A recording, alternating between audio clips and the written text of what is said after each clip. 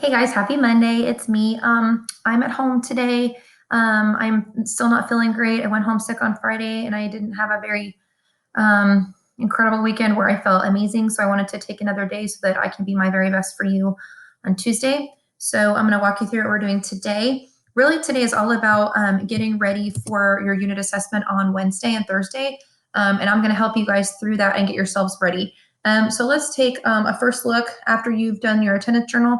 Let's look at your UO and kind of see what we're working on. So everything that's highlighted is really what we're looking at and focusing on for your unit assessment. It's also inferencing. So not only am I looking at mood, voice, and tone from the passage, but I'm also looking at and inferring how is the mood, tone, or voice used? How did the author intend for it to be used?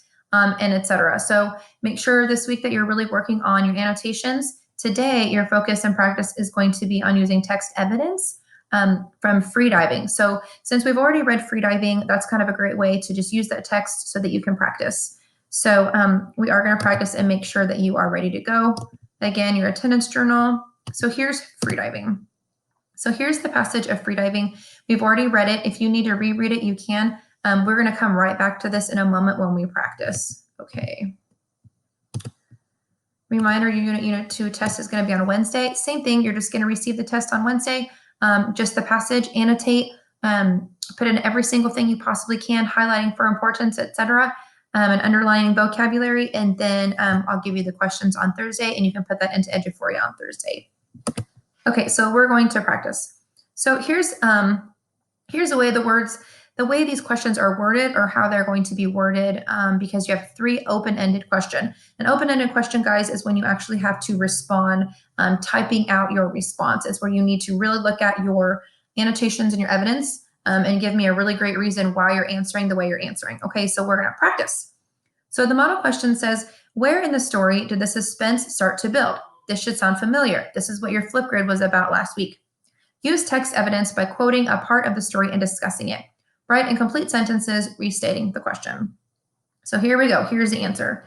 The suspense started to build in paragraph 10 when Sarah's dad realized they passed the drop-off already, and you realized that the seafloor was something else. Sarah, we passed the drop-off a quarter mile ago.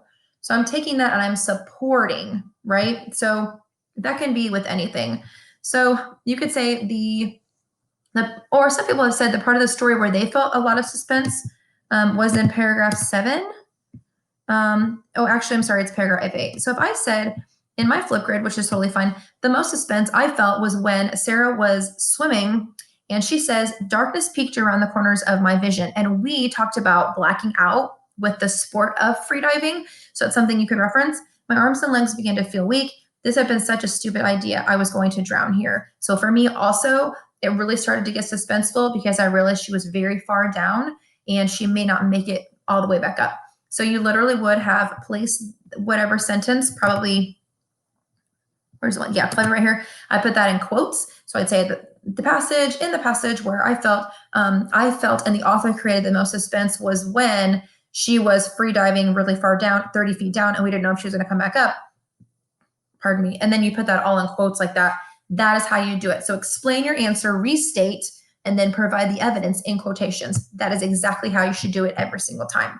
So what you're going to do today is, if you look through these questions, you're going to go through each question. There's just 3 of them. And you're going to restate the question, provide your answer, and then give me some text evidence from the exact text above. Okay, that's all you have to do. And then what you're going to do tomorrow is you're going to come in and we're going to see how you did. And I'm going to go through these questions and pretend like I'm doing them and show you my answers. And I just want you to see how you did and then think about how you can adjust to be amazing on Wednesday and Thursday. So this question says, how did the father's phone call affect Sarah's decision to go diving alone? Use text evidence to support your answer. So you're just going to go up to the text, find that paragraph. I want to say 5.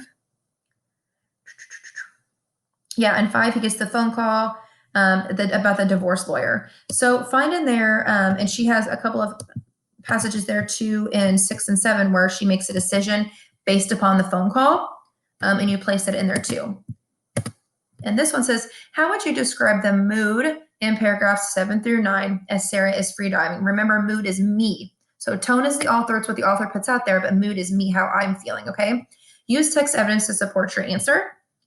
And the last one I really want to talk to you about, because this one's kind of, iffy. What can you infer happened to Sarah and her dad after the story? Okay.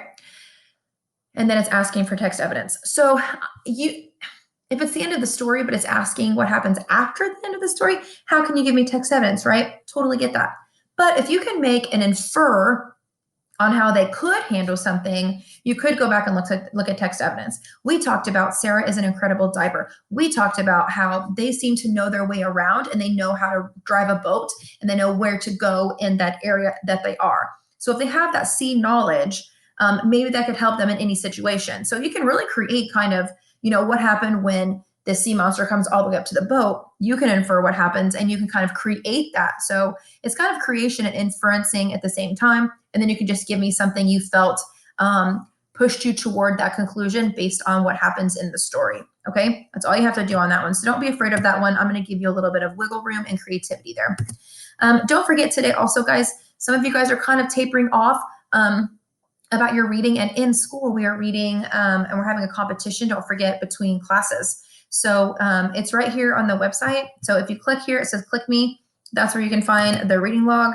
And it should, oh, heck, you guys. Okay, well, I'll fix it. I have no idea why it's not working. I'm also at home, so I'm kind of having some technical issues. If you guys see anything tomorrow or Monday, I will be around. I'll be in my home. So if you guys need to email me, I'll be here to help you guys out, okay? You guys can do this. Just go through all those three, put in some text evidence, and you're going to be great. And then tomorrow I will see you, and we will see how you did on those, and we will check those out for your unit assessment that will be on Wednesday, okay? Hope you're doing well, and I'll talk to you soon. Bye.